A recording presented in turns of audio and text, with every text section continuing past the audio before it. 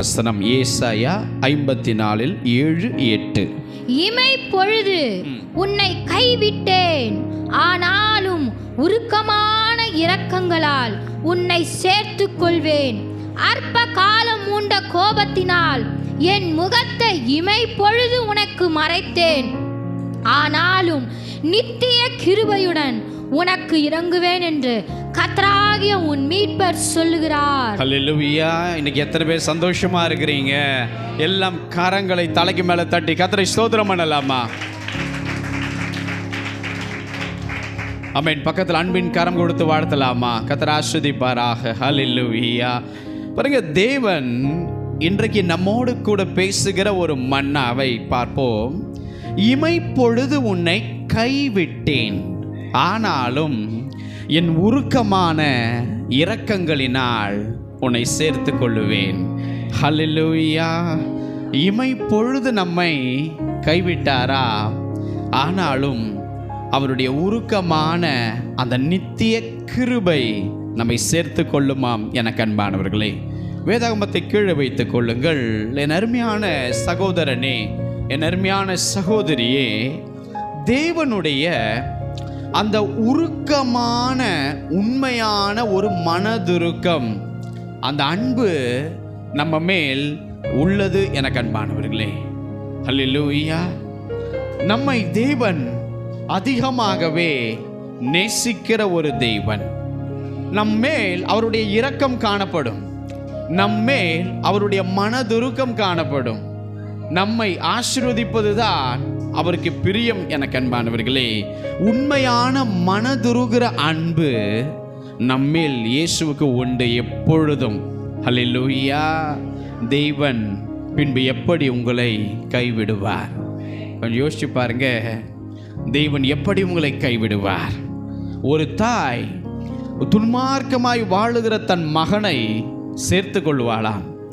அப்படி இருக்கும் என்றால் தேவன் நம்மையும் கூட அப்படி சேர்த்து கொள்ளுகிற ஒரு நல்ல தேவன். அன்பானவர்களே, ஹல்லேலூயா. இன்றைக்கு பல்வேறு கேள்விகளோடு இன்றைக்கு நீங்கள் தேவாலயத்தில் வந்திருக்கலாம். தேவன் ஒவ்வொன்றுக்கும் இன்றைக்கு உங்களுக்கு பதில் சொல்ல போகிறார். ஒவ்வொரு காரியங்களும் எதற்காக நடக்கிறது, எதற்காக இந்த கரடு முரடான பாதைகளில் நீ அலைந்து திரிகிறாய், எதற்காக இந்த மேடு பள்ளத்தில் நீ பிரயாணப்பட்டு கொண்டிருக்கிறாய், எதற்காக தனிப்பட்ட வாழ்க்கையில் கூக்குரலிட்டு கொண்டிருக்கிறாய், ஏன்? அந்த காரியத்திற்கான பதில் இந்த ஆராதனையிலே உனக்கு உண்டு. அவை கிடைக்கும். நீ பலத்தோடு கிளம்பி போக வேண்டும், நீ சந்தோஷத்தோடு காணப்பட வேண்டும், நீ மன ரம்யத்தோடு காணப்பட வேண்டும். பாருங்க, இமை பொழுது உன்னை கைவிட்டேன், ஆனாலும் உருக்கமான இரக்கங்களினால் உன்னை சேர்த்து கொள்ளுகிற ஒரு தேவன் ஒருவர் உண்டு. உன் ஆசீர்வாதம் உங்கள் கையிலே வந்து சேராததினாலே கர்த்தர் என்னை கைவிட்டு விட்டாரோ என்று சொல்லி நீங்கள் நினைக்கிறீர்களா? நீங்கள் நடக்க வேண்டிய உங்களுடைய பாதைகளிலே அந்த பாதைகளின் வழி மூடப்பட்டதை குறித்து தேவன் என்னை கைவிட்டு விட்டார் என்று நினைக்கிறீர்களா?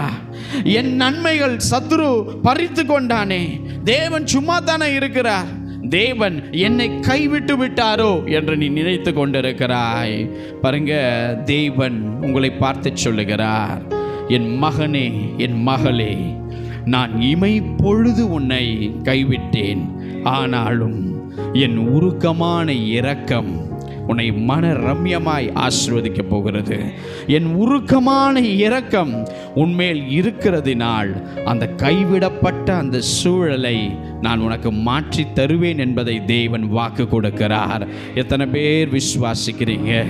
என்னை கைவிட்டுட்டாரோ, என்னை கைவிட்டுட்டாரோ, ஓ அவர் சொன்ன வாக்குக்கு மாறா நடக்குது, என்னை கைவிட்டுட்டார், பாதைகள் அடைக்கப்பட்டுருச்சு, என்னை கைவிட்டுட்டார் என்று சொல்லி அவர் என்னை கைவிட்டுட்டாரோன்னு வந்திருக்கிற என் அன்பு சகோதரனே, சகோதரியே, ஒவ்வொன்றுக்கும் ஒரு அர்த்தம் உண்டு.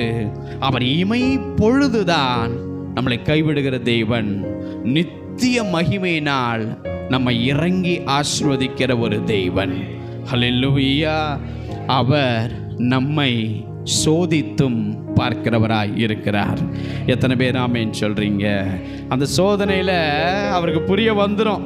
சில ஃபில்டர் பண்ணி சில லிஸ்ட் எடுப்பார் பாருங்க.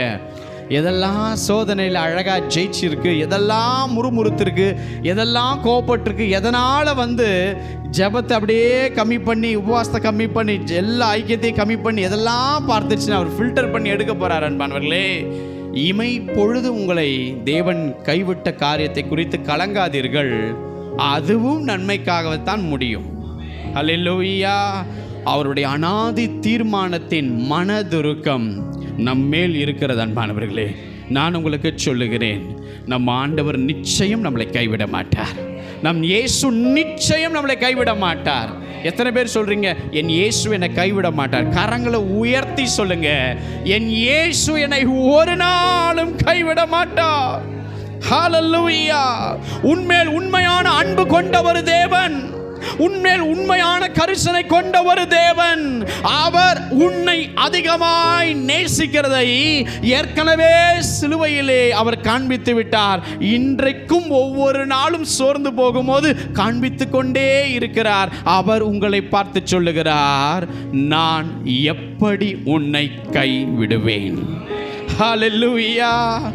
இயேசு கிறிஸ்து என்கிற மெய்யான ஒளி நம்மளை நேசிக்கிறதுனாலே, நம் கைவிடப்பட்ட உண்மைதான், நம்ம தோற்று போன உண்மைதான், நம்ம அவமானப்பட்ட உண்மைதான், மற்றவங்க நம்மை குறித்து அவதூறா பேசுற மாதிரி நம்ம வாழ்க்கை இருக்குது உண்மைதான். ஆனால் ஸ்டில் இயேசுவின் நாமத்தில் சொல்றேன், நாம் இன்னும் கைவிடப்படவில்லை. யார் கைவிடப்பட்டா அப்படின்னு நம்ம சொல்லணும் தெரியுமா? ஒருவன் தேவனுடைய கரத்தில் இல்லாதவன் தான் கைவிடப்பட்டவன். அவனிடத்தில் ஆஸ்தி இருக்கட்டும், பொருள்கள் இருக்கட்டும், பெரிய காரியங்கள் இருக்கட்டும், ஒரு மனிதனோடு கூட தேவனுடைய ஐக்கியம் இல்லை என்றால் அவன் இருந்தும் வாழ்ந்தும் செத்த பிணம்தான் அர்த்தம். அன்பானவர்களே, அவன் தான் கைவிடப்பட்டவன். உண்மையாகவே கைவிடப்பட்டிருக்கிற நாம் கைவிடப்படவில்லை. அவர் நித்திய மகிமையினால் நம்மளை நடத்துவார். கைவிடப்பட்ட ஒவ்வொரு இடங்களிலோ அவருடைய பிரசன்னம் நம்மளை தாங்கி நடத்த போகிறது என்பதை எத்தனை பேர் விசுவாசிக்கிறீங்களோ? என் தேவன் என்னை கைவிட மாட்டார், என் ஆண்டவர் என்றென்றைக்கும் கைவிட மாட்டார், என்னை சுமந்து நடத்துகிற என் தேவன் என்னை கைவிட மாட்டார். இந்த தோல்விகள் எல்லாம் நல்லதே, சொல்லுங்க பார்க்கலாம். இந்த புலம்பல் எல்லாம் நல்லதே, இந்த கண்ணீர் எல்லாம் நல்லதே. நான் விசுவாசிக்கிறேன் இயேசுவே, நீர் இன்னும் என்னை கைவிடவில்லை. எத்தனை பேர் சொல்ல விரும்புறீங்க, இன்னும் என் தேவன் என்னை கைவிடவில்லை? கரங்களை உயர்த்தினவர்களாக, இன்னும் என் தேவன் என்னை கைவிடவில்லை. ஹல்லேலூயா. இமை பொழுது உன்னை கைவிட்டேன், உருக்கமான இரக்கத்தால் உன்னை சேர்த்துக் கொள்ளுகிற தேவன் மற்றும் உன்னை சோதித்தும் பார்க்கிற ஒரு தேவன். சோதித்தும் பார்க்கிற தேவன். பாருங்க, சோதனையை சகிக்கிற மனுஷன் பாக்கியவான். அந்த சோதனையை தப்பிக்கும் அந்த வழி போக்கையும் அவர் உண்டு பண்ணுவாரா? உன்னால் எதை தாங்க முடியுமோ அந்த சோதனையைத்தான் தருவாராம். நாம் என்ன தெரியுமா சொல்றோம்? எனக்கு வர சோதனை, ஐயோ ஐயோ, எனக்கு மட்டும் ஏன் இவ்வளவு சோதனை, இவ்வளவு நெருக்கம்? அங்க பாரு, எவனுக்கு அவ்வளோ கம்மியாக தான் இருக்கு பிரச்சனை, பாடு. நம்ம நினைக்கிறோம். நான் உங்களுக்கு சொல்லட்டுமா, எந்த சோதனை உங்களுக்கு தேவன் அனுமதித்திருக்கிறாரோ அது அப்பாவுடைய தீர்மானத்தின்படிதான் அந்த சோதனை உங்கள் வாழ்க்கையில் நடக்கிறது. அப்போ உங்களால் அதை மேற்கொள்ள முடியும், அவை கடந்து வர முடியும் என்று உங்களை புல்லை பார்த்து உருவாக்கின கடவுள் நம்பும் பொழுது நாம் ஏன் அவருடைய பிரசன்னத்தின், அவருடைய பிரதிபலனின், அவருடைய உதவி செய்கிற கரத்தை ஏன் நாம் நம்பக்கூடாது? அல்லேலூயா.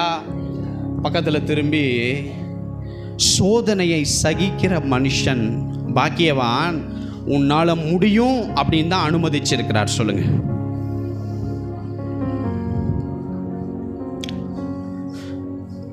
யோபு சொல்லுகிறார், இமை பொழுது கைவிடப்பட்டிருக்கிற அந்த நான், என்னை அவர் சோதித்த பின் பொன்னாக விளங்குவேனாம். எப்படி? அவர் என்னை சோதித்த பின் பொன்னாக விளங்குவேனா? அவர் அப்படி எப்படி சொல்லியிருக்கணும் தெரியுமா? யோபு ஐயா, இதுக்கு மேலே எனக்கிட்ட சோதிக்கிறதுக்கு ஒன்றுமே இல்லை அப்படின்னு சொல்ல வேண்டிய அவர் சொல்றாரு, இந்த சோதனைக்கு பின் என்னை சுத்த பொன்னாக தேவன் மாற்றுவாராம். ஹல்லேலூயா. இமை பொழுது நீங்கள் கைவிடப்பட்டிருக்கிறீர்களா? சோதனையை சகிக்க முடியாமல் நடந்து கொண்டிருக்கிறீர்களா? நான் உங்களுக்கு சொல்லுகிறேன், நீங்கள் பாக்கியவான்கள். ஹல்லேலூயா. வேதம் சொல்லுகிறது, உன்னை விட்டு மலைகள் விலகினாலும் பர்வதங்கள் நிலை பெயர்ந்தாலும் என் கிருபை உன்னை விட்டு விலகாது, என் உடன்படிக்கை உன் பக்கத்தில் நிலை பெயராது என்று உன்மேல் மனதுருகுகிற கர்த்தர் சொல்லுகிறார். ஹல்லேலூயா. இமை பொழுது கைவிடப்பட்டிருக்கிற அந்த சூழ்நிலையில் நிற்கிற என்னுடைய அருமையான சகோதரனே, சகோதரியே, உன்னை விட்டு பெரிய பெரிய மலைகள் விலகும், பர்வதங்கள் நிலை பெயரும். ஆனாலும் தேவன் சொல்லுகிறார், என் கிருபை உன்னை விட்டு விலகாது, என்னுடைய உடன்படிக்கை நிலை பெயராது. காரணம், உன்மேல் மனதுருகுகிற நான் உன்னை பார்த்து சொல்லுகிறேன், என்னுடைய உருக்கமான இரக்கத்தால் உன்னை என் பக்கம் சேர்த்து கொள்ளுவேன். ஹல்லேலூயா. தேவன் சொல்லுகிறார், சிறுமைப்பட்டவளே, பெருங்காற்றில் அடிப்பட்டவளே, தேற்றரவற்றவளே, நான் இமை பொழுது உன்னை கைவிட்டேன், என் உருக்கமான இரக்கத்தால் உன்னை சேர்த்து கொள்ளுவேன். ஹல்லேலூயா. நீங்கள் அவரை தெரிந்து கொள்ளவில்லை, அவர்தான் உங்களை தெரிந்து கொண்டார். இவங்க என்ன கைவிட்டுட்டாங்க, அவங்க எனக்கு மோசம் பண்ணிட்டாங்க என்று நினைத்து கலங்குகிறாயா? வேதம் சொல்லுகிறது, என் தகப்பன் என்னை கைவிடலாம், என் தாய் என்னை கைவிடலாம், ஆனால் என் தேவன் என்னை சேர்த்து கொள்ளுகிற தேவன். ஹல்லேலூயா. எத்தனை பேர் கரங்களை உயர்த்தி சொல்ல விரும்புறீங்க? இனி யார் என்ன கைவிட்ட நிலையை குறித்து நான் கலங்க மாட்டேன். ஏனென்றால் என்னுடைய தனி பிரயாணம் தனியாக இருக்கும் என்பது மக்கள் காண்பார்கள், ஆனால் என் பிரயாணம் தனிமையா இல்லை, என் தேவன் என்னோடு கூட இருக்கிறார். நான் எந்த கரடு முரடான பாதையில போனாலும் அந்த கரடு முரடல நிற்கிற ஒரு தாயாகிய இயேசு என்னோடு இருக்கிறார், ஒரு தகப்பனாகிய கிறிஸ்து என் வழியில இருக்கிறார். யார் என்னை கைவிட்டாலும் அவர் என்னை சேர்த்து கொள்ளுவார். எத்தனை பேர் ஆமென் சொல்ல விரும்புறீங்க? உங்களை சேர்த்து கொள்ளுவார், கவலைப்படாதீங்க. தேவன் வழியை திறப்பார், சோர்ந்து போகாதீங்க. இதுவரையும் நடந்ததை விட இனிமேல் வரப்போகிற நிலைமை எனக்கு மோசமா மாறப்போகுதுன்னு நினைக்கிறீங்களா? தேவன் உன்னை கைவிட மாட்டார். பணியை உருகச் செய்கிற தேவன், தடைகளை விலக்கி நடத்துகிற தேவன் அவர். கவலைப்படாதிருங்கள் என அன்பானவர்களே. ஐயோ, என் நிலைமை இருக்கிறத விட மோசமா போதேன்னு நினைச்சிட்டு வந்திருக்கீங்க. நான் உங்களுக்கு சொல்லுகிறேன், அப்படி ஆகாது, அப்படி நடத்த தேவன் விட மாட்டார். எத்தனை பேர் ஆமென் சொல்ல விரும்புறீங்க? பக்கத்தில் திரும்பி, ஆண்டவர் இயேசு கிறிஸ்து என்றென்றைக்கும் கைவிட மாட்டார் சொல்லுங்க பார்க்கலாம். ஹல்லேலூயா, ஹல்லேலூயா. பாருங்க, நகூமி தன்னுடைய 2 மருமகள்களையும் பார்த்து, நீங்கள் இருவரும் உங்கள் தாய் வீட்டுக்கே நீங்கள் திரும்பி செல்லுங்கள் என்று அவர்களை அனுப்பி வைக்க திட்டமிட்டாள். காரணம், நகோமி சொன்னாள், என் கணவரும் எனக்கு இருந்த 2 ஆண் பிள்ளைகளும் மரித்து போய்விட்டார்கள், நான் தனிமையாக இருக்கிறேன், ஆனால் நீங்களோ வாழ வேண்டிய பிள்ளைகள், எனவே நீங்கள் இருவரும் இங்கிருந்து கிளம்பி உங்களுடைய தாய் வீட்டுக்கு நீங்கள் திரும்பி போங்கள் என்று சொல்லி ஒரு வார்த்தை சொல்லுகிறார்கள். கர்த்தர் உங்களுக்கு தயை செய்வாராக. அப்படி என்றால் கர்த்தர் கைவிடப்பட்டிருக்கிற உங்கள் 2 பேர் வாழ்க்கைக்கும் இரக்கம் பாராட்டுவார், நீங்கள் கிளம்பி போங்கள் என்று சொல்லி நகோமி தன் மருமகள் ஓர்பாளையும் ரூத்தையும் அனுப்பி வைக்கிறார்கள். அப்பொழுது இந்த நகோமி இந்த 2 மருமகள்களையும் முத்தமிட்டு அழுகிறார்கள். இந்த ஓர்பாள் தன் மாமியை விட்டு முத்தமிட்டு போனாள். ஆனால் ரூத்தோ இந்த நகோமியை விட்டு போகாமல் அவள் சொன்னாள், இதோ பாரு, நீயும் கிளம்பி போக வேண்டியது தானே. நகோமி சொல்றாங்க, உன் சகோதரி போயிட்டாங்க பார், அவன் பின்னாடியே நீயும் கிளம்பி போய் நீ சந்தோஷமா இரு என்று ரூத்தேன்னு சொல்லி நகோமி ரூத்தை பார்த்து சொன்னாலும் ஓர்பால் போன வண்ணமாக இந்த ரூத் போகவில்லை. அப்போ அந்த ரூத் சொல்லுகிறார்கள், நீர் போகும் இடத்திற்கு நானும் வருவேன், நீர் தங்கும் இடத்தில் நானும் தங்குவேன், உம்முடைய ஜனம் இனி அது என்னுடைய ஜனம், உம்முடைய தேவன்தான் இனி என்னுடைய தேவன் என்று சொல்லி அந்த ரூத் தன்னுடைய மாமியாராகி இந்த நகோமியை பற்றி கொண்டார். போகவே இல்லை. அன்பானவர்களே, இதில் ஒரு பெரிய ஆசீர்வாதம் ஒன்று இருக்கிறது. இங்கே நல்லா கவனியுங்கள். இந்த ரூத் எந்த சந்ததிகளை சார்ந்தவர்கள் என்றால் அவள் ஒரு மோவாபியர் பெண். நல்லா கவனிங்க, மோவாபியர் பெண். தேவனுக்கும் இந்த மோவாபியர்களுக்கும் ஒரு பெரிய இடைவெளி இருந்தது. அதாவது மோவாபியர் கூட்டம் பூமியிலே கர்த்தர் அருவருக்கிற பாவங்களை அதிகமாய் செய்த ஒரு கூட்டத்தில் ஒரு நபர்தான் இந்த மோவாபியர்கள். தேவன் அவங்களுடைய வம்சத்தை அருவருத்தார்.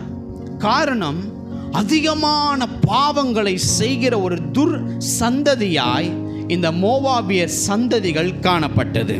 நல்லா கவனிங்க, இந்த மோவாபியர் சந்ததிகளை மோசையின் நாட்களிலே கர்த்தர் சபைக்கு உள்ளேயே வரக்கூடாதுன்னு சொல்லி நிறுத்தினார். கொஞ்சம் யோசித்து பாருங்க. ஆசரிப்பு கூடாரத்துக்குள்ள மோவாபியர்களை சந்ததிகளை தேவன் சேர்க்காதபடிக்கு அவங்க சர்ச்சுக்குள்ளேயே வரக்கூடாதுன்னு சொல்லி கட்டளையிட்டு இருந்தார். அப்ப யோசித்து பாருங்க, மோவாபியர் சந்ததி எவ்வளவு பாவம், எவ்வளவு சீர்கேடு, கர்த்தர் அருவருக்கிற எவ்வளவு காரியத்தை செய்திருப்பார்கள் என்று. அதற்கும் முன்பதாக போக வேண்டும் என்று சொன்னால் பாருங்க, இந்த லோத்துக்கு தன்னுடைய 2 குமாரத்திகளும் திராட்சை ரசத்தை ஊற்றி கொடுத்து சுய காரியத்தை அப்படியே இழக்க வைத்து அவர்களோடு கூட சயனிக்கும் பொழுது அந்த மூத்த மகளுக்கு பிறக்கிற அந்த பையனுக்கு தான் அவள் மோவாப் என்கிற பெயரை கொடுக்கிறாள். யோசிச்சு பாருங்க, மோவாப் என்கிற ஒரு பையன் சந்ததி எங்கிருந்து உருவாகிறது என்றால், தேவன் லோத்தையும் 2 குமாரத்திகளையும் காப்பாற்ற நினைத்தார். ஒரு இடத்திற்கு போக சொன்னார். ஆனால் அவர்களா ஒரு இடத்தை தேர்ந்தெடுத்து திசை திரும்பினார்கள். அந்த குகையில் அவர்கள் எந்த தேசத்திலிருந்து வந்தாங்களோ அந்த தேசம் அழிந்தது.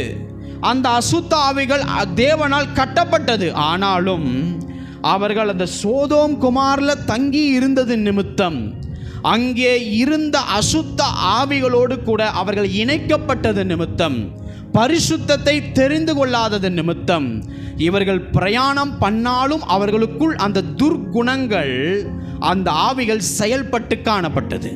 எனவே தன்னுடைய சொந்த தகப்பனாரோடவே மதுவை ஊற்றி கொடுத்து சயனிக்கிறாள். அதில் மூத்த குமாரத்திக்கு பிறக்கிற ஒரு அருவருப்பான சந்ததி தான் இந்த மோவாப். ஹல்லேலூயா. அந்த மோவாபுக்கு பிறந்த சந்ததிகள் தான் மோவாபியர் கூட்டம். அந்த கூட்டத்தை தேவன் அருவருத்தார். அவர்களுக்குள் ஓரினச் சேர்க்கை இருந்தது, அவர்களுக்குள் இச்சை இருந்தது, அவர்களுக்குள் தேவன் அருவருக்கிற மகாபெரிய பாவங்கள் இருந்தது. அவர்கள் துர்பலியை செலுத்தி மகா வேசிகளாய் இருந்தார்கள். எனவே மோசையின் நாட்களிலே தேவன் அவர்கள் சபைக்குள் வரக்கூடாது என்று சொல்லி அவர்களை சொல்லி இருந்தார். அன்பானவர்களே, அப்படிப்பட்ட சந்ததியில் இருந்து வந்தவள் தான் இந்த ரூத். அல்லேலூயா. நல்லா கவனித்து பாருங்க, இந்த ரூத் எந்த விதமான சந்ததியிலிருந்து வந்தாள் என்று கர்த்தருக்கு தெரியும். ஆனால் இப்போ இந்த ரூத் எடுக்கிற ஒரு முடிவு என்ன தெரியுமா? நீ உம்முடைய ஜனம் இனி என்னுடைய ஜனம், உம்முடைய தேவன்தான் இனி என்னுடைய தேவன், இனி நான் உம்மை விட்டு போகிறது இல்லை என்று சொல்லி அவள் நகோமியை மாத்திரம் பற்றி கொள்ளவில்லை, நகோமி ஆராதித்த தேவனை முழு இருதயத்தோடு தேடும்படியாய் அவள் அர்ப்பணித்தாள்.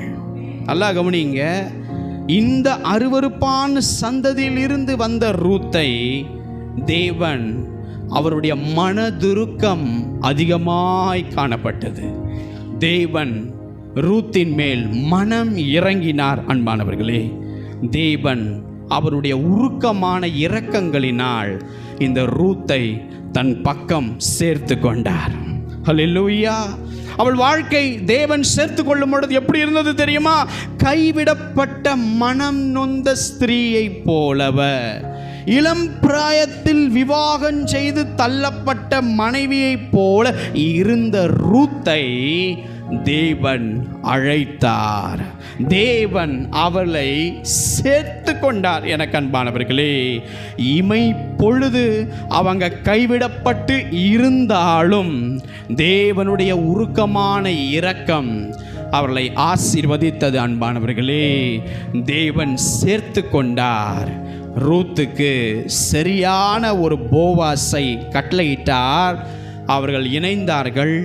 கர்ப்பவதியானால் அவளுக்கு தேவன் ஒரு அழகான ஆண் பிள்ளையை பெற வேதம் சொல்லுகிறது, கர்த்தர் அனுக்கிரகம் பண்ணினார்.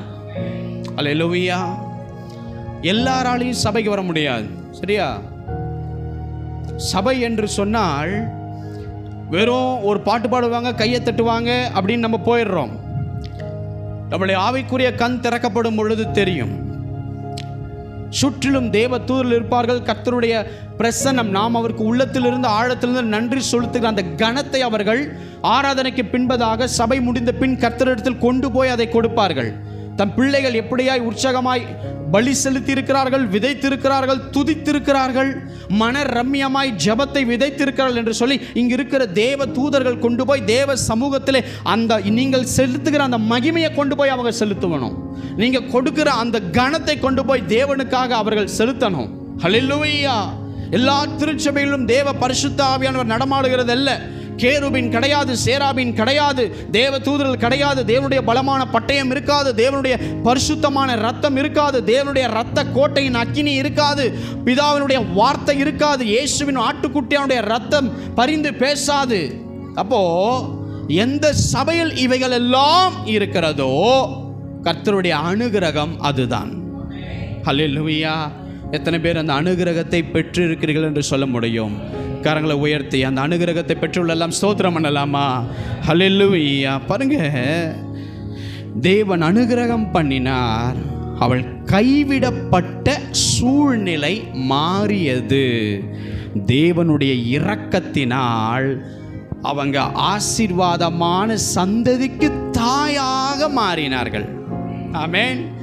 எத்தனை சந்ததி சபைக்குள்ள வராமல் போனதோ அதை காட்டிலும் அவர்கள் மூலமாய் பலத்த கூட்டம் கர்த்தருடைய சபைக்குள் சேர்க்கப்பட்டதுக்கு காரணம் தள்ளப்பட்டவள், கைவிடப்பட்டவர்கள். அந்த கைவிடப்பட்ட இந்த ரூத்தை தேவன் நினைவு கூர்ந்தார், கடாட்சித்தார், அனுக்கிரகம் பண்ணினார். கைவிடப்பட்டிருக்கிற அவருடைய வாழ்க்கையில தேவனுடைய இரக்கம் காணப்பட்டது. அன்பானவர்களே, அதே தான் யோசேப்பினுடைய வாழ்க்கையிலும். இமை பொழுது தேவன் அவரை கைவிட்டார், குடும்பத்தை விட்டு பிரித்தார், சகோதரர்களை விட்டு பிரித்தார், தன் தேசத்தை விட்டு பிரித்தார். ஆனால் முடிவிலே அவர் ஒன்னே ஒன்று புரிந்து கொண்டு ஒரு வார்த்தையை சொல்லுகிறார், வெகு ஜனங்களை உயிரோடு காக்கும்படி கர்த்தர் என்ன முன்னே அனுப்பினார், அதை நன்மையாக எனக்கு முடியவும் இன்னைக்கு பண்ணி இருக்கிறார் சொல்லி யோசேப்பு சொன்னார். இதுவே யோசேப்பு நிலைமையில் நீங்கள் நானும் குழியில போடப்பட்டு குடும்பத்தை விட்டு தூக்கி எறியப்பட்டு எங்கேயோ அடிமையாக கொல்லப்பட்டு போனா கர்த்தர் என்னை கைவிட்டுட்டார் பிரதர்னு சொல்லியிருப்போம். ஆனால் யோசேப்பு சொல்லுகிறார், தேவன் என்னை கைவிடவில்லை, என்னை உங்களுக்கு முன்பதாய் அனுப்பின நோக்கம் வெகு ஜனங்களை நான் பாதுகாக்கும்படி, ஜீவ ரட்சணியாய் இருக்கும்படி, அவங்களை உயிர் பிழைக்கும்படிக்கு அநேக பேருக்கு ஆசீர்வாதமாக என்னை மாற்ற இமை பொழுது என்னை கைவிட்டார் என்பதை யோசேப்பு புரிந்து கொண்டார். இதைத்தான் இன்னைக்கு நீங்களும் நாமும் புரிந்து கொள்ள வேண்டும். எனக்கு அன்பானவர்களே, இன்னைக்கு கசப்பான வாழ்க்கையை வாழ்ந்து கொண்டு இருக்கிறீங்களா? நிச்சயமா உங்க நிலைமை மாறும், இப்படியே இருக்காது, கவலைப்படாதீங்க. காரணம், அவர் உங்களை அழைத்தவர், அவர் உங்களை தேடி வந்தவர், உங்கள் கைவிடப்பட்ட சூழ்நிலையை நிச்சயம் மாற்றுவார். தள்ளப்பட்டவனுக்காக தேவன் இருக்கிறார். அந்த தள்ளப்பட்ட சந்ததி தான் நீங்களும் நானும். தேவனுடைய அனுகிரகம் நம்ம மேல் உள்ளது. தேவன் கைவிடப்பட்ட சூழ்நிலையை நிச்சயமாய் மாற்றுவார். ஹல்லேலூயா, ஹல்லேலூயா. வாழ வேண்டிய அந்த ரூத் வாழ்க்கை இல்லாமல் அப்படியே விதவையாய் மாறினாள். ஆனால் தேவன் பாருங்க, கைவிடப்பட்ட அந்த மகள் மீது, இத்தனைக்கும் அருவருப்பான சந்ததியிலிருந்து வரார்கள். ஆனால் இந்த ரூத் சொன்ன ஒரே ஒரு வார்த்தை, இனி நான் அவரையே ஆராதிப்பேன், இனி நான் அவரையே தொழுது கொள்ளுவேன், இனி அவர்தான் என் தேவன் என்று சொல்லும் பொழுது சபைக்கு வெளியே இருந்த ரூத்தை கையை பிடித்து உள்ளே கொண்டு வந்து அப்படியாய் உத்தமியாய், ஒரு சந்ததிக்கு தாயாய், பரிசுத்த வாட்டியாய் தேவன் அவளை மாற்றி ஒரு நல்ல வாழ்க்கையை கொடுத்து அனுகிரகம் பண்ணி குழந்தையை கொடுத்து அந்த சந்ததியிலே ராஜாக்கள் தாவீது, சாலமோன், அப்படியாய் இயேசு கிறிஸ்து வருவதற்கு காரணமாக இருந்த ஒரு பெண் இந்த ரூத். ஆமென். இயேசு கிறிஸ்து வருவதற்கு காரணமாய் தள்ளப்பட்டவள் காணப்பட்டால். இன்னைக்கு எத்தனை பேர் தள்ளப்பட்டவளாக இருக்கிறீங்க? இன்னைக்கு எத்தனை பேர் தள்ளப்பட்டவனாக இருக்கிறீங்க? நான் சொல்கிறேங்க, நீங்கள் இமைப்பொழுது கைவிடப்பட்டிருக்கிறீங்க தான், அது மாற்று கருத்து அல்ல. எஸ், நீங்கள் கைவிடப்பட்டவங்க தான். ஆனால் தலையெழுத்த மாற்றுவர் நம்மளோடு இருக்கிறாரே. ஹல்லேலூயா. மனுஷன் கதவை மூடும் போது திறக்கிற ஒருத்தர் இருக்கிறாரே. மனுஷன் மொத்த காரியத்தையும் பள்ளங்களை தோண்டி வைத்தாலும் அதை தாண்ட வைக்கிற ஒரு கர்த்தர் நம்மளோடு இருக்கிறாரே. அது செங்கடலா இருந்தாலும் பிரிக்க ஒரு தேவன் நம்மளோடு இருக்கிறாரே. அந்த தேவன் நம்மளை நிச்சயமாய் கைவிட மாட்டார். அந்த இயேசுவுக்கு கைவிட தெரியாது. அந்த இயேசு என்னை கைவிட மாட்டார். எத்தனை பேர் சொல்ல விரும்புறீங்க? இயேசு என்னை கைவிட மாட்டார். ஹல்லேலூயா. இயேசுவின் தத்தளிப்பின் நிலைமையை மாற்றுவார். இன்னும் மோசமாய் போகாதபடி மாற்றுவார், காத்து கொள்ளுவார். எப்படி இயேசு மனதுருகி பாடையை தொட்டாரோ, எப்படி இயேசு மனதுருகி குஷ்டரோகியை தொட்டு சுகமாக்கினாரோ, எப்படி இயேசு மனதுருகி வியாதியர்களை தொட்டு சுகமாக்கினாரோ, இன்றைக்கு என் வாழ்க்கையும் உங்கள் வாழ்க்கையும் இயேசுவால் தொடப்படும். எந்தெந்த இடத்துலலாம் கைவிடப்பட்ட மகன் நிற்கிறாரோ அதையெல்லாம் சரி பண்ணுகிற ஒரு தேவன் இன்னைக்கு நம்மை தொடுவார்.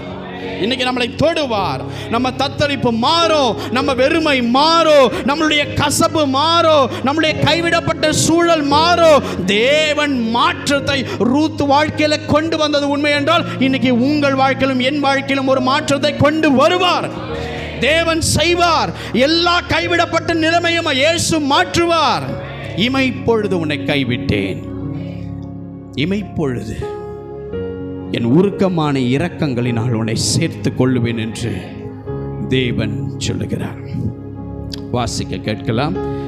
ஏசாயா தீர்க்கதரிசன புஸ்தகம் 54ஆம் அதிகாரம், அதே வசனம் தான், 54:8. இமைப்பொழுது உன்னை கைவிட்டேன், ஆனாலும் உருக்கமான இரக்கங்களால் உன்னை சேர்த்துக் கொள்வேன். 8. அற்ப காலம் மூண்ட கோபத்தினால், அற்ப காலம் மூண்ட கோபத்தினால் என் முகத்தை இமைப்பொழுது உனக்கு மறைத்தேன். போதும் பாருங்க, கோபத்தினால் இமைப்பொழுது என் முகத்தை மறைத்தேன்.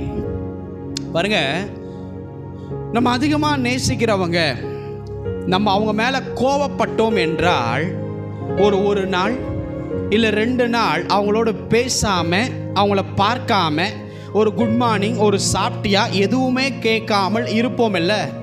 அப்படி என்ன பண்ணுவோம்னா நம்ம முகத்தை அப்படியே மறைத்து கொண்டுவோம் இல்லை? அதை மாதிரி கர்த்தர் கூட இமைப்பொழுது நாம் கைவிடப்படுகிறது எதனால் என்பதை நீங்கள் முதல்ல அறியணும். ஏன் அப்படின்னா, அவர் முகத்தை நம்மை விட்டு மறைத்து கொள்ளுவாரா. அப்பொழுதுதான் இமைப்பொழுது கைவிடப்படுகிற சூழ்நிலை அங்கே நடக்குமா?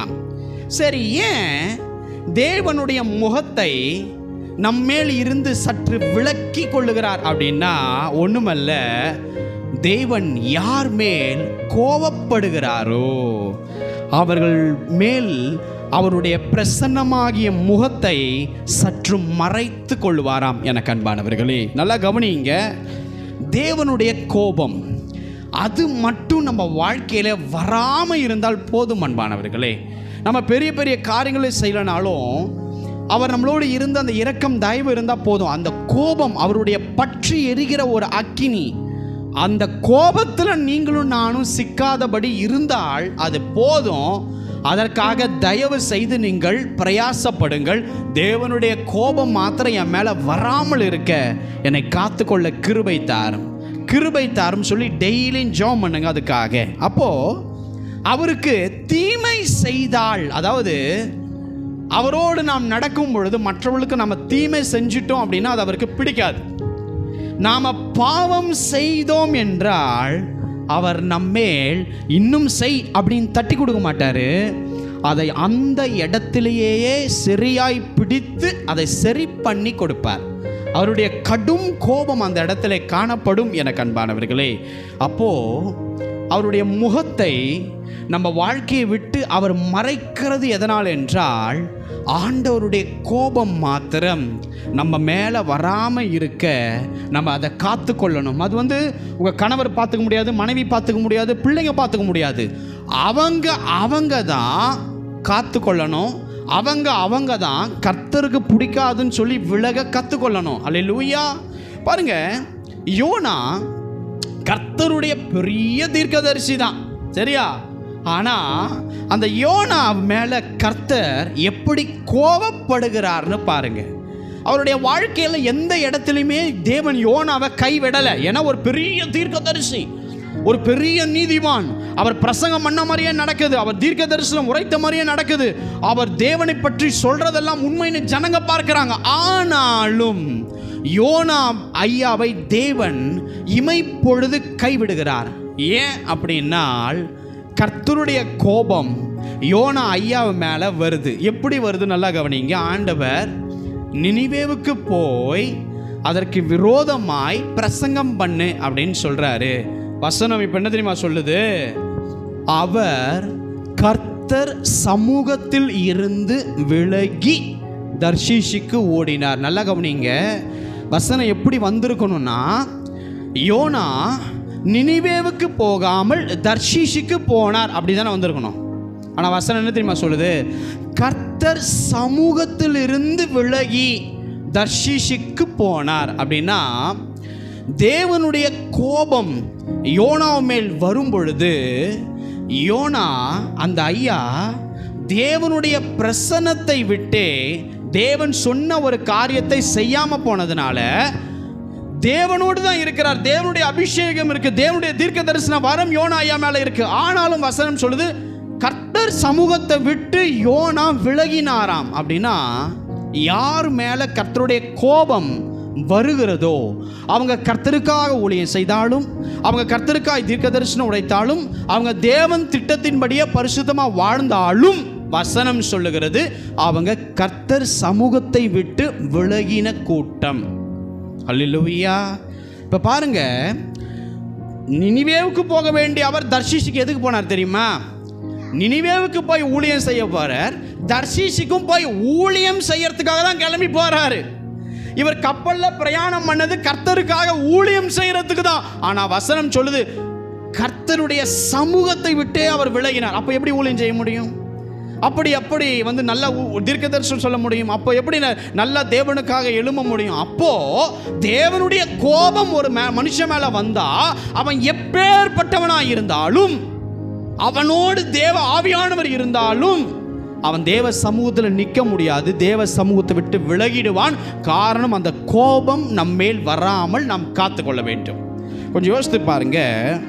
யோனா பாருங்க, அந்த ஐயா அந்த கப்பலில் போறாரு, அப்படியா ஓடுறாரு, பெரும் காற்று வருது, பெரும் கொந்தளிப்பு வருது. அப்போ அழகா வசனம் சொல்லுது, கப்பல் உடையும் என்று நினைக்கத்தக்க, இவர் ஒருத்தலால ஒரு கப்பலே ரெண்டா உடையத்தக்க பெரும் காற்று, பெரும் கொந்தளிப்பு அலைகள் வருது. அப்போ கம்மு பாருங்க, யோனா ஐயாவை எடுத்து சமுத்திரத்தில் போட்ட உடனே கடல் அப்படியே சீற்றத்தை விட்டு அமர்ந்தது. அப்படின்னா என்ன தெரியுமா? அது சீற்றம் மட்டும் அமரல, கர்த்தருடைய கோபமும் அங்கே தணிகிறது. அந்த தண்டனை கொடுக்கும் பொழுது நல்லா யோசித்து பாருங்க. இப்போ யோனா ஐயாவை 3 நாள் இரவும் பகலும் மீனின் வயிற்றிலே செத்து போன நிலைமையில் இருந்தால் கூட பரவாயில்ல, ஆனால் ஒரு சாதாரண ஒரு ஜடத்தை போல ஒரு 3 நாள் இரவும் பகலும் உட்கார வைக்கிறார். ஹல்லேலூயா. 3 நாளுக்கு தண்ணி கிடையாது, 3 நாளைக்கு சாப்பாடு கிடையாது, 3 நாள் வெளிச்சத்தை பார்க்க முடியாது.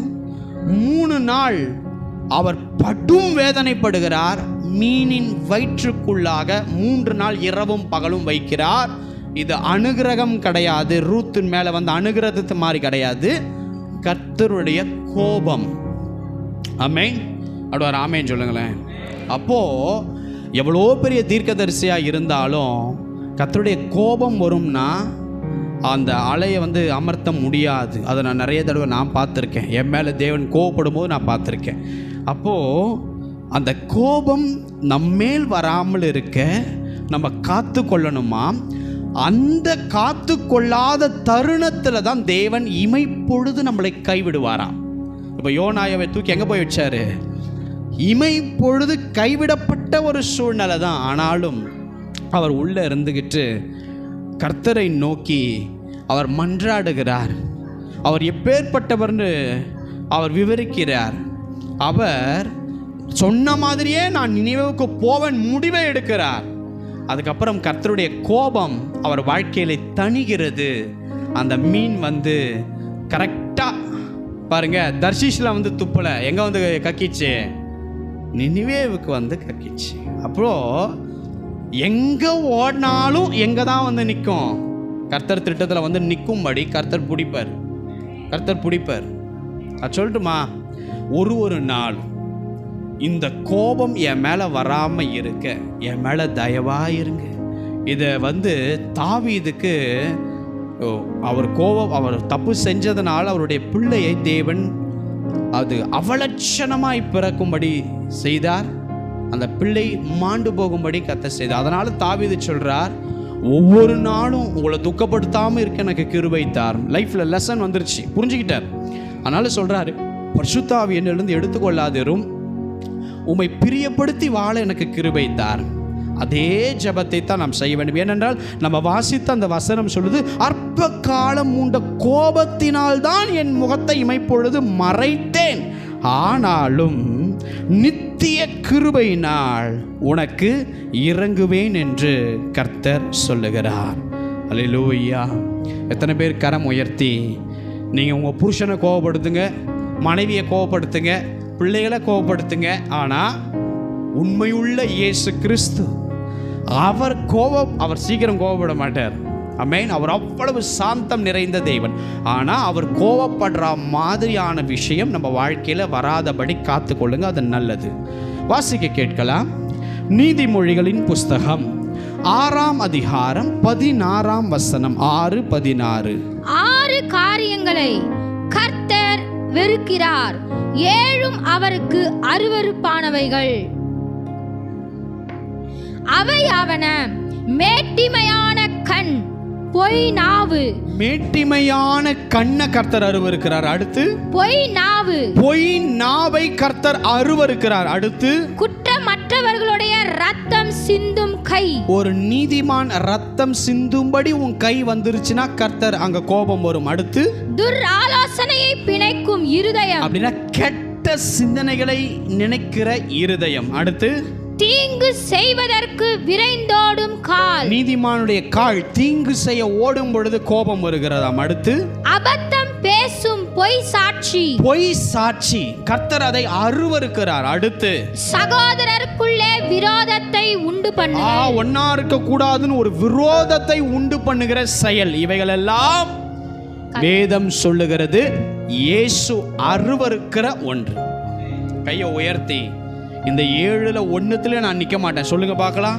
நான் சொல்றேன், மேட்டிமையான கண், பெருமை இருதயம், பெருமையின் பார்வை, மேட்டிமை நமக்குள்ள இருக்கக்கூடாது. நம்பர் 2, பொய் நாவு, பொய் பேசுகிற உதடு கர்த்தருக்கு அருவருப்பு. 3, பரிசுத்தவானுடைய நீதிமான்களுடைய ரத்தம் சிந்துற அளவுக்கு கையை ஓங்கி அவங்களை அடிக்கிற காரியங்கள் கர்த்தர் அருவருக்கிறது. நம்பர் 3. நம்பர் 4, கெட்ட இருதயம் கர்த்தர் அருவருக்கிறார். நம்பர் 5, தீங்கு செய்வதற்காய் விரைந்தோடும் கால், பாவம் செய்யறதுக்கு ஓடுற காலை கர்த்தர் அருவருக்கிறாராம். அடுத்து பொய் சாட்சி, நடந்த மாதிரியே பொய்யான விஷயத்தை பேசுகிற சாட்சியை கர்த்தர் அருவருக்கிறாராம். அடுத்து சகோதரருக்குள் விரோதத்தை எழுப்புகிற காரியம். பகை உண்டாக்கி அவங்க அடிச்சுக்கணும்னு விரோதத்தை எழுப்புறாங்க பாருங்க. கர்த்தர் அதெல்லாம் அருவருப்பாராம். எனவே இந்த ஏழைக்கும் நான் போகவே மாட்டேன், செய்யவே மாட்டேன். எத்தனை பேர் சொல்ல விரும்புறீங்க? அல்லேலூயா. உலகம் எத்தனை பேர் சொல்றீங்க? முதல்ல இந்த ஏழு கர்த்தர் அருவருக்கிறத நான் ஒரு நாளும் செய்ய மாட்டேன். அல்லேலூயா. அப்போ இந்த உலகம் செய்யும், நாம் பண்ணக்கூடாது. இவைகளை நாம் எதிர்த்து நிற்போம். அன்பானவர்களே, இமை பொழுது முகத்தை மறைத்தாலும் கோபப்படுகிற அதே தேவன்தான் வசனம் சொல்லுகிறது நித்திய கிருபையுடன் உனக்கு இறங்குவாராம். ஆமென். சிம்சோன் தவறு செய்தார், ஆனால் அவர் கேட்ட ஒரு வார்த்தை என்ன தெரியுமா? ஒரு விசை மாத்திரம் என்னை நினைத்தருளுங்க தேவனே. அப்படியே கர்த்தராகி இயேசு மனதுருகுகிறார். பரிசுத்த ஆவியானவர் திரும்ப கொடுக்கிறார். நித்திய கிருபை உள்ள வரும்போது 2 தூண்களையும் வலது கையிலும் இடது கையிலும் பிடித்திருந்த தூணை சாய்க்கும் போது உயிரோடு இருக்கிறவர்களை பார்க்கிலும் சிம்சோன் கொன்ன அந்த சத்துருக்கள் கூட்டம் அதிகமாகும்படி ஒரு விசை கர்த்தர் நினைவு கூறுங்கன்னு சொன்ன ஜபத்தை தேவன் கேட்டார். கோவப்பட்டாலும் அவங்க மேல உண்மையாய் மனம் திரும்பும் போது நித்திய கிருபையுடன் நான் இறங்குவேன். எத்தனை பேர் ஆமேன்னு சொல்றீங்க? இங்க யாரும் பரிசுத்தவான்கள் கிடையாது. நம்ம எல்லாருமே ஒவ்வொரு இடத்திலே பாவம் செய்கிறோம், தவறி விழுகிறோம், மேற்கொள்ளாமல் போகிறோம். ஆனாலும் நம்மை அதிலிருந்து தூக்க நித்திய கிருபையுடன் ஒரு தேவன் இருக்கிறார். பார்த்தீங்களா? அவர் இரக்கத்தை நாம் நினைத்து சந்தோஷப்பட வேண்டும். எனக்கு அன்பானவர்களே, இமை பொழுது உன்னை கைவிட்டேன், என் உருக்கமான இரக்கத்தினால் உன்னை சேர்த்து கொள்ளுவேன். நாம் வாசிப்போம் கடைசியாக ஒரு வசனத்தை. நியாயாதிபதிகள் புஸ்தகம் 6ஆம் அதிகாரம் 17ஆம் வசனம். நியாயாதிபதிகள் 6:17. அப்பொழுது அவன், உம்முடைய கண்களில் இப்பொழுது எனக்கு தயை கிடைத்ததானால் என்னோட பேசுகிறவர் தேவரீர்தான் என்று எனக்கு ஒரு அடையாளத்தை காட்ட வேண்டும். பாருங்க, இந்த அடையாளத்தை கேட்கிறதுல நாம் சரியா இருக்கணும். சரியா? ஒரு சின்ன புள்ளத்தனமான அடையாளங்கள்லாம் நம்ம கேட்கக்கூடாது. சரியா? இப்போ இந்த இடத்துல நீங்க வேதாமத்தை கீழே வைங்க. நான் இதை சொல்லிவிட்டு உங்களுக்கு நான் முடிக்க விரும்புகிறேன். கர்த்தருடைய தூதன் கிதியோனை சந்தித்து, கிதியோன், நீ பராக்கிரமசாலியப்பா, கர்த்தர் உன் கூட இருக்காரப்பா என்று சொல்லுகிறார். அப்போ கிதியோன் சொல்றாரு, என் கூட பேசுறவர் தேவரீர் தான் என்பதை நான் அறிந்து கொள்ள எனக்கு ஒரு அடையாளத்தை காட்டுங்க. மனுஷன் பேசுறானா, கடவுள் வார்த்தை மூலமா பேசுறாரான்னு எனக்கு தெரியல, ஒரு அடையாளத்தை காட்டணும் அப்படின்னு சொல்லும் பொழுது நாம் கிதியோன் சொல்றாரு, நான் போய் வீட்டுக்கு போய் ஒரு காணிக்கையை கொண்டு வந்து உங்ககிட்ட கொடுப்பேன், அது வரைக்கும் நீங்க இங்கேயே நிக்கணும், இதுதான் அடையாளம் அப்படிங்கிறாரு. சரிப்பா, நான் இங்கேயே இருப்பேன் போது வீட்டுக்கு போய் ஒரு வெள்ளாட்டு குட்டியை எடுத்து கையில் அப்பங்களை எடுத்து ஆயில் தனியாக எடுத்துட்டு ஒரு கூடையில் வைத்து கொண்டு வரும் பொழுது கர்த்தர் அதை ஏற்றுக்கொள்கிறார். அக்கினி அந்த இடத்துல பச்சிக்கிறது. அப்படியே கிதியோன் பயப்படுறார். எல்லாம் நடக்குது. இப்போ இங்கே முக்கியமான ஒரு சம்பவம் நடக்கிறதான், அதுதான் முக்கியம். பாருங்க, அன்று ராத்திரியிலேயே கர்த்தர் திரும்ப கிதியோனோடு கூட பேசுறார். என்ன சொல்றார் தெரியுமா? உன் தகப்பனுக்கு இருக்கிற காளைகள்ல 7 வயதான ஒரு காளை, 2ஆம் காளை ஒன்று இருக்கும். 7 வயசுல 2 காளை இருக்கும். அதில் 2ஆம் காளைய நீ கிதியோன் நைட்டு அப்படியே கொண்டு வந்து உன் தகப்பன் கட்டி இருக்கிற பாகாலின் பலிபீடத்தை நீ தகர்த்து போடு அப்படின்னு சொல்றார். அப்போ அவர் உருவாக்கி வச்சிருக்கிற தோப்பை நீ வெட்டி போடு அப்படின்னு கிதியோனுக்கு தேவன் சொல்லுகிறார். நல்லா கவனிங்க. இன்னொன்னு சொல்றாரு, கற்பாறை உச்சியில நீ என்ன பண்ணு, கர்த்தருக்காக ஒரு பலிபீடத்தை கட்டி அந்த பாகால் பலிபீடம் தகர்த்ததுக்கு அப்புறம் கர்த்தருடைய அந்த கற்பாறை உச்சியில கர்த்தருக்காக ஒரு பலிபீடத்தை கட்டி அந்த கொண்டு வரப்பார் 7 வயதான அந்த 2ஆம் காளைய, அதை எனக்காக தகன பலியிடுன்னு சொல்லி கர்த்தர் கிதியோனோடு பேசுகிறார். நல்லா கவனிங்க அன்பானவர்களே, இதைத்தான் நாம் செய்ய வேண்டும். உடனே கிதியோன் இரவு 10 பேரை கூட்டி கொண்டு போய் தான் தகப்பன் கட்டி இருக்கிற பாகால் சிலைகளை உடைத்து எறிந்து அந்த சொன்ன மாதிரியே 7 வயதான காளையை அப்படியாய் அது 2ஆம் காளை அப்படியே கையில் கொண்டு போய் கர்த்தருக்காக அந்த கற்பாறை உச்சியில உடன்படிக்கை பண்ணி அந்த கர்த்தருக்காக தகன பலியாய் இடுகிறார். நல்லா கவனிங்க. இதை ஏன் அவர் நைட்டு செய்கிறார் அப்படின்னா, அவருடைய தகப்பன் கண்டு பிடிச்சிருவார் எப்படியும். ஆனால் அவங்க தகப்பன் மேலே ஒரு பயம். ஐயோ, அப்பா காலையில் பகலில் போய் பண்ணா அப்பா கிட்ட நம்ம மாட்டிப்போமேன்றதுக்காக நைட்டு போகிறார். ஊர் மக்கள் எல்லாம் என்னைய போட்டு சாவடிச்சிடுவாங்களே அப்படின்னு போகிறார். நல்ல கவனிங்க. ஒரு யோனா நினிவேவுக்கு போகாததுக்கு காரணம் நினிவே மக்கள் மேலே இருந்த பயம். ஆனா அதுவே ஒரு கிதியோன் பயப்படுறார் அப்பாவுக்கும் ஊர் மக்களுக்கும். ஆனாலும் கர்த்தர் சொன்னாரே என்பதற்காக பகல்ல செய்யாம நைட்டு போய் உடைத்து தள்ளி பலிபீடத்தை கட்டி காரியத்தை செய்கிறார். அப்போ பயம் 2 பேருக்கும் இருக்கு. ஆனா அவர் பயத்துல தேவ திட்டத்தை விலகிறார். இங்கே பயந்தாலும் ஊர் மக்களுக்கு பயந்தாலும் நைட்டாவது போய் கர்த்தருக்காக அவர் சொன்ன வேலையை செய்யலாம்னுட்டு அவர் என்ன பண்றார், திட்டமிடுறார். நல்லா கவனிங்க அன்பானவர்களே. அப்போ மீதியானியர் அமலேக்கு இந்த கீழ்கத்தி புத்திரர், மீதியானியர் அமலேக்கியர் கீழ்கத்தி புத்திரர், இப்படிப்பட்ட ஜனங்கள் அப்படியே பள்ளத்தாக்கிலே வந்தாங்க. எதுக்குன்னா யுத்தம் செய்யறதுக்காக. நல்லா கவனிங்க. ஒரு புறம் மீதியானியருடைய கூட்டம், ஒரு புறம் அமலேக்கியருடைய கூட்டம், ஒரு புறம் கிழக்கத்தை புத்திரருடைய கூட்டம். எதுக்காக வராங்க தெரியுமா? சண்டை போட, இந்த இஸ்ரவேலை திரும்ப அடிமையாக்க, அது அடிமைத்தனத்தில் இன்னும் வைக்க வராங்க. நல்லா கவனித்துக் கொள்ளுங்க. இப்போ கிதியோன் கர்த்தரை பார்த்து ஒரு கேள்வி கேட்கிறார். என் கையில இந்த இஸ்ரவேலரை ரட்சிப்பேன்னு நீங்க சொன்னீங்களே, அது சொன்னது உண்மை என்றால் எனக்கு இன்னொரு அடையாளத்தை காட்ட வேண்டும். என்ன தெரியுமா? ஒரு மயிருள்ள ஒரு தோலை எடுத்து நான் கீழே போட்டு வைப்பேன்.